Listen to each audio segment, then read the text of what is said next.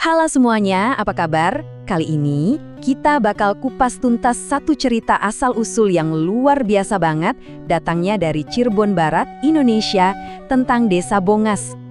Pertanyaannya, apa mungkin sih cuma dengan kincir angin sederhana, sebuah hutan angker bisa dibersihkan dan jadi desa?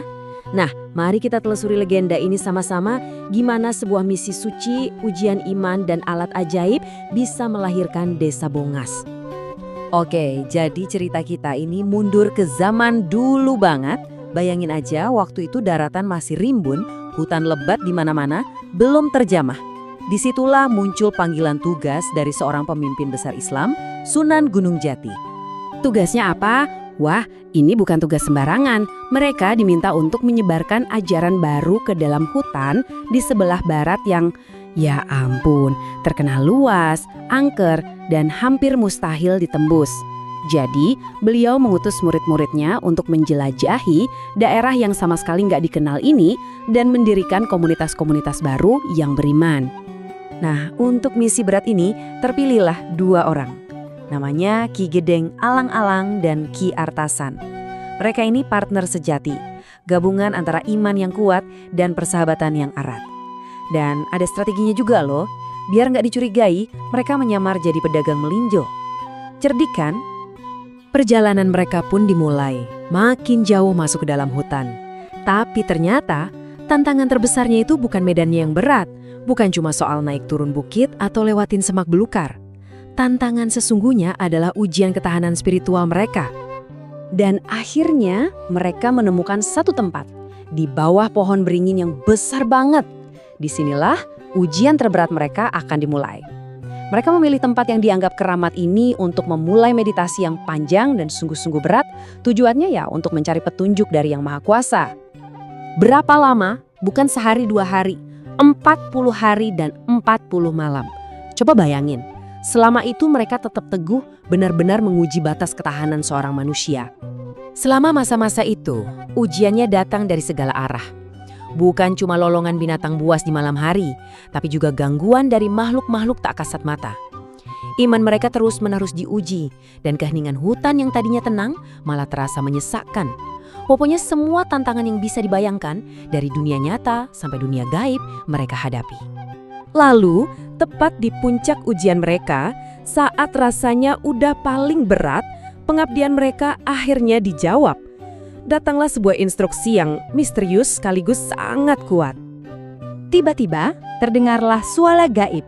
Perintahnya jelas, buatlah sebuah kolecer, setinggi 10 meter. Kolecer itu, ya semacam kincir angin raksasa yang terbuat dari bambu. Tanpa ragu, mereka langsung menaati perintah itu. Mereka bangun kincir angin raksasa itu. Dan begitu kincir angin itu dipasang dan mulai berputar di tiup angin, keajaiban pun terjadi.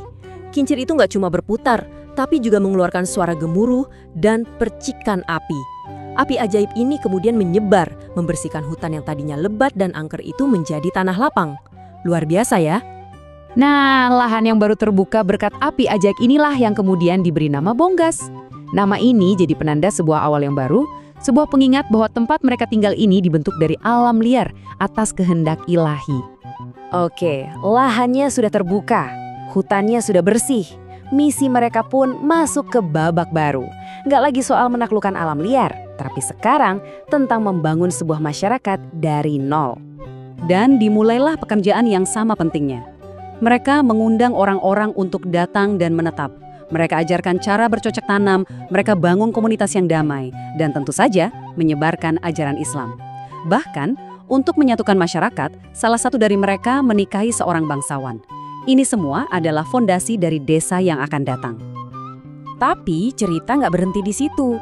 Pekerjaan para pendiri ini nggak selesai begitu saja. Mereka berpikir jauh ke depan.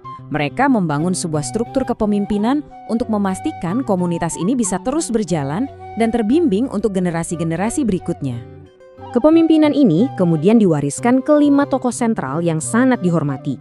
Mereka ini dikenal dengan sebutan 5 buyut.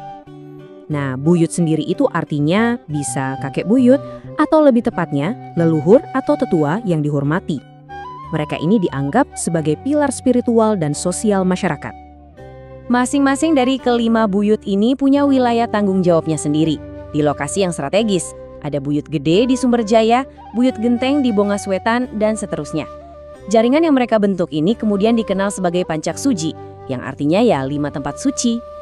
Jadi kalau kita lihat perjalanannya, semua berawal dari misi Ki Gedeng Alang-Alang dan Ki Artasan masuk ke hutan.